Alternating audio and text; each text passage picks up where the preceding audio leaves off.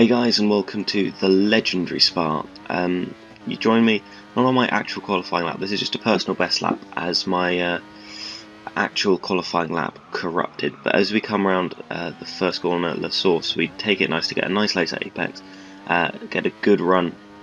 Now it's just focusing on perfect gear shifts, coming into the legendary Eau Rouge, completely flat out, not even a problem. Coming through there now onto the Camel Straight. Open DRS, try and take the path of least resistance so you don't scrub off any speed. Put it down into lean for the Le Coum chicane. Take it nicely, and we cut that corner slightly there, but we don't get a penalty or anything for it as we come down into this really nasty off-cambered corner. Oversteer on the exit, take it quite nicely now through the corner with no name. Keep it on the track on both entry and exit. So it's quite a good lap so far as we come into Pouhon completely flat out, even with 1-1 wings, which is a ridiculous Codemasters by the way. And now into the Fangio chicane. Take a late apex for the first part, sacrifice it for the second part. Take that flat out, run the curb on the exit, and now through the first Avalo, coming around the second flat out. Again, path of least resistance, and now this is just bracing yourself for Blanchimont, but more importantly the bus stop chicane at the end of it. Just this is a make or a break for the lap, so we're 9/10 purple on for a sort of 0.4ish, and let's see if we can improve the bus stop, put it into first, drift into the first part, take the second part nicely. A slight snap of oversteer on the exit, but it's looking good. And it is going to be a 47.4, which is my PB. In the real race I did a 47.5,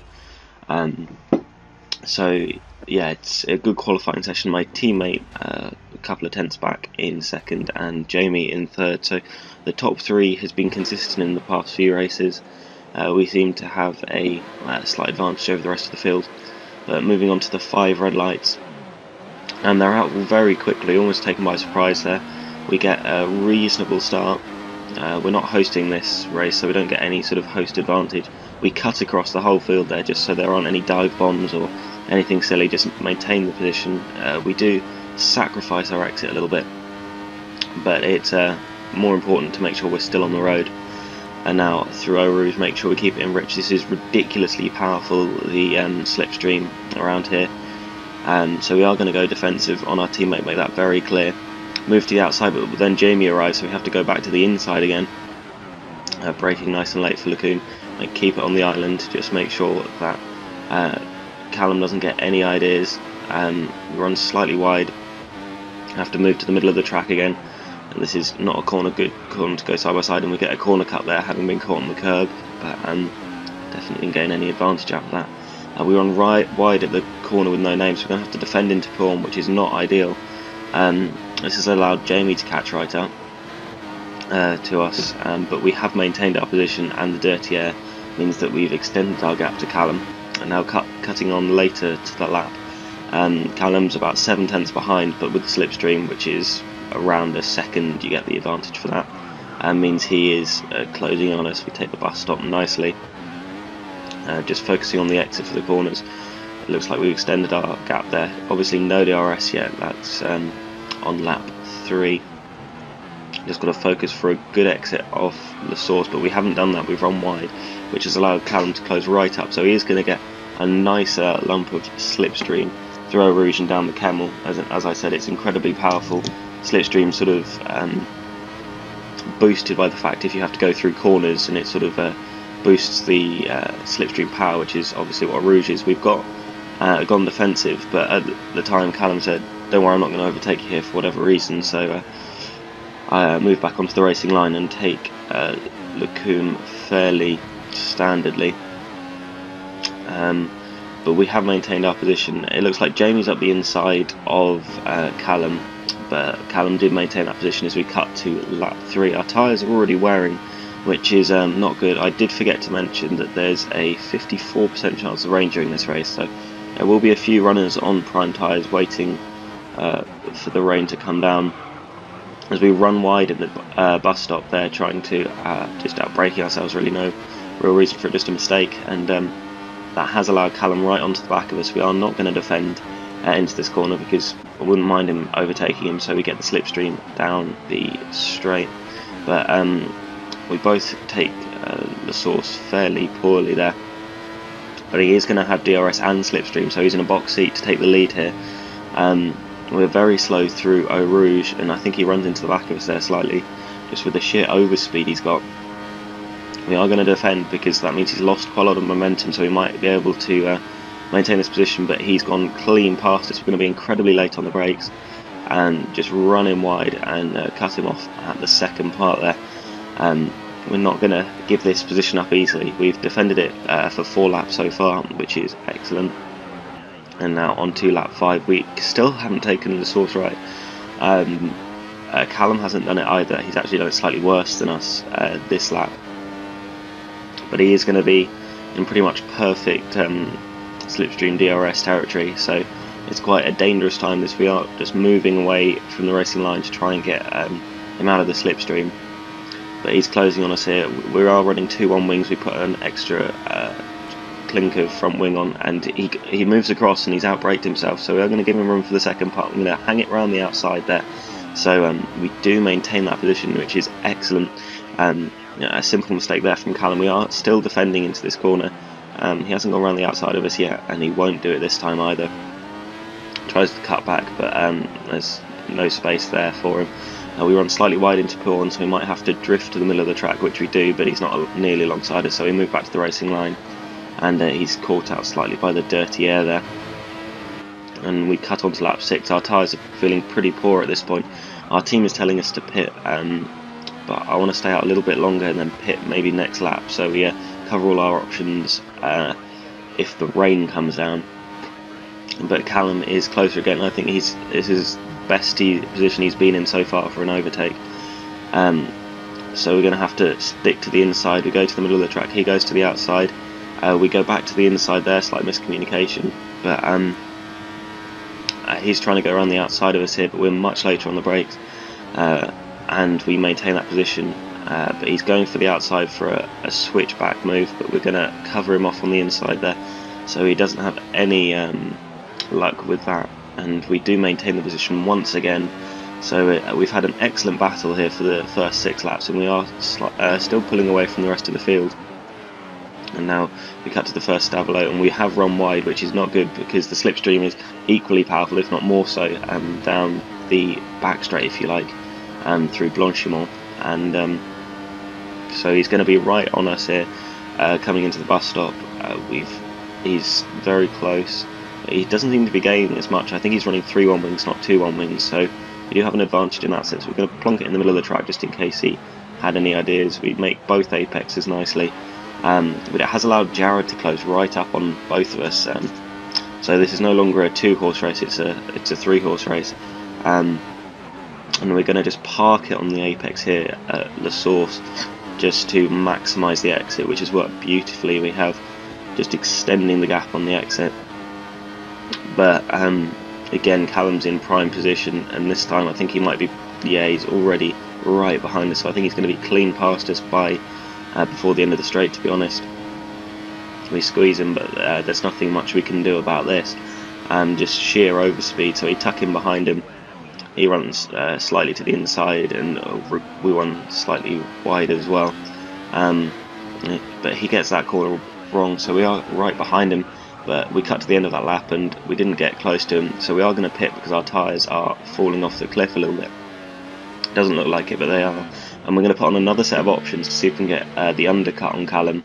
But with a 50% chance of rain, it looks like the rain will come down about lap 10, 11, 12 type area, so the tyres will definitely last to that. We're just looking and seeing that there are a couple of starters there who started on primes. But let's see if we can come out ahead of, there's 3 cars, but it doesn't look like we will do. And they're side by side going into a rouge, so that's risky for them. But that's terrible for us because it means that on our fresh option tyres we are quite likely to catch them this lap. So as I go side by side to a rouge and fall off a little bit on the exit.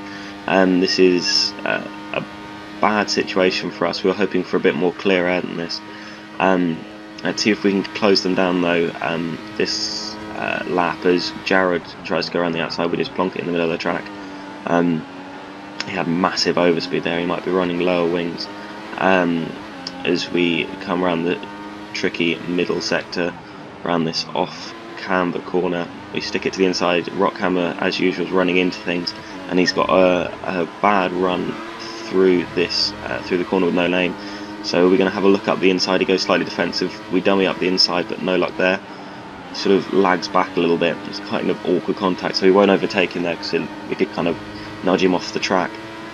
Dummy it down the inside, see if we can get him to run wide, which we do, but we get caught on that curb and end up being slightly sideways, and that's allowed Jared up the inside for the second part of the Fangia. But he brakes early. We dive it down the inside again, leave him room on the exit. So we've maintained our position, and we're now in the slipstream of Rockhammer, a very aggressive driver. So let's see if we can get this move done nice and quickly.